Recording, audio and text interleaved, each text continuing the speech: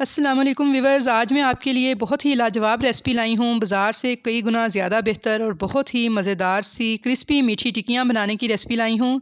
अगर शाम की चाय के साथ कुछ अच्छा सा खाने का मूड हो तो बनाकर आप खा सकते हैं ये मज़ेदार सी टिक्कियाँ।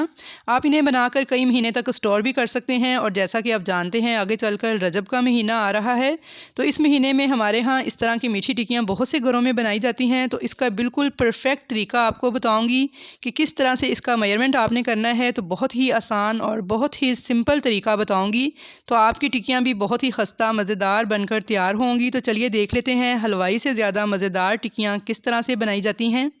तो इसके लिए एक बाउल के अंदर मैंने 2 कप भर के मैदा लिया है और अब आधा कप से थोड़ी सी कम है सूजी। देखें भर के नहीं ली, थोड़ी सी कम है। इस तरह से ये सूजी इसमें ऐड कर दूंगी। अब इसके अंदर डालूंगी पिसा हुआ खोपरा लिया है मैंने 4 टेबल स्पून, यानी डेसिकेटेड नारियल, ये ऐड करेंगे। सफ़ेद तिल लिए हैं 4 टेबल स्पून, ये जान होते हैं इन टिक्कियों की, ये इसमें लाजमी डाले जाते हैं। ये तिल इसमें ऐड कर दूंगी। और अब साथ ही मैंने चीनी पीस के रखी हुई थी 1 कप पिसी हुई चीनी हम इसमें ऐड कर देंगे।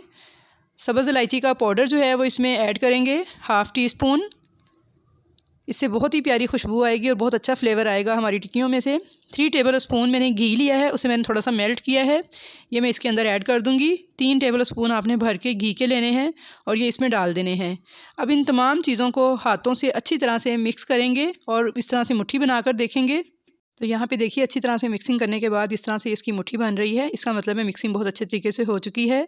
अब मैंने आधा कप दूध लिया है और नीम गर्म दूध है ये, इसके थोड़ा थोड़ा करके मैं इसमें ऐड करूँगी और बिल्कुल जैसे हम रोटी पकाने वाला आटा गूंदते हैं उसी स्टाइल में इसे हमें गूंद के एक डो तैयार करनी है।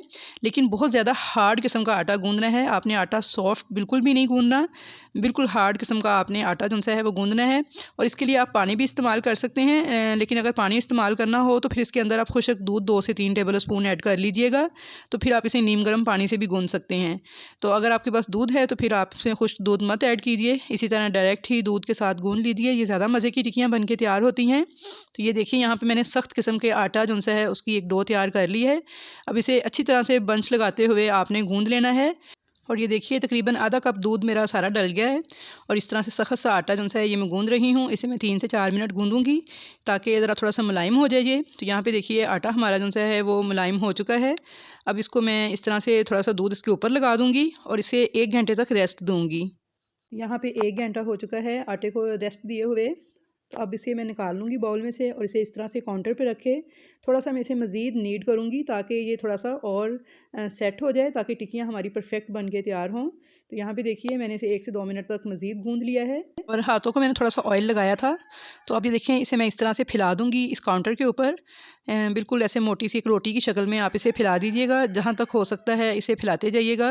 और अगर आपके पास बड़े साइज़ का काउंटर ना हो तो फिर आप इसके पोर्शन भी बना सकते हैं। अब मैंने एक बेलन लिया है, उसके ऊपर थोड़ा सा ऑयल लगा लिया है और इसको बेलूँगी मैं इस रोटी को। अब ना तो इसे बहुत ज़्यादा आपने पतला बेलना है और ना बहुत ज़्यादा बारीक, बस नॉर्मल सी बेलेंगे। और अगर आपने बहुत ज़्यादा खस्ता टिक्कियाँ बनानी है, बहुत ज़्यादा क्रिस्पी बनानी है, तो फिर आप इस रोटी को मज़ीद बारीक बेल लीजिएगा। लेकिन अगर आपने थोड़ी सी टिक्कियाँ जो सी नॉर्मल बनानी है तो फिर आप इसको मोटा बेलिएगा। तो यहाँ पे मैं बिल्कुल नॉर्मल बना रही हूँ, ना बहुत ज़्यादा पतली ना बहुत ज़्यादा मोटी। तो ये देखिए मैंने नॉर्मल सी जो रोटी है वो बेल ली है। और अब एक गिलास लेंगे, अगर आपके पास कुकी कटर हो तो आप वो भी यूज़ कर सकते हैं, वरना गिलास तो हर एक के घर में होता है। स्टील का गिलास लेके आप इस तरीके से इसमें निशान लगा लें। तो इस तरह से गिलास रख के इसे घुमाते जाएंगे। तो ये देखिए टिक्कियों के निशान बहुत अच्छे से आ गए हैं। अब बाकी सारा मटीरियल जो है वो हम इसके ऊपर से उठा लेंगे और इस मटेरियल की हम फिर से रोटी बेलकर इसी तरीके से सेम टिक्कियाँ जो सी हैं वो तैयार कर लेंगे। तो यहाँ पे देखिए सारा मटेरियल मैं उठा रही हूँ।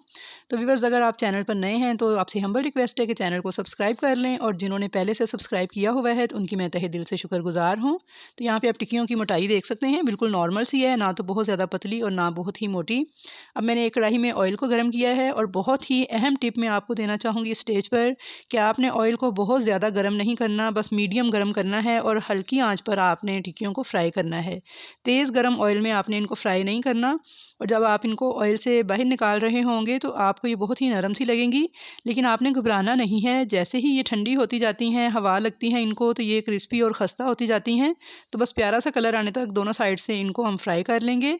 और अगर कभी ऐसा लगे कि टिक्कियाँ टूट रही हैं या फट रही हैं, तो कभी घी या दूध कम ज़्यादा हो जाता है, तो फिर आप इसमें मज़ीद थोड़ा मैदा ऐड करके इसे गूँध लीजिएगा। इससे आपका मटीरियल ठीक हो जाएगा।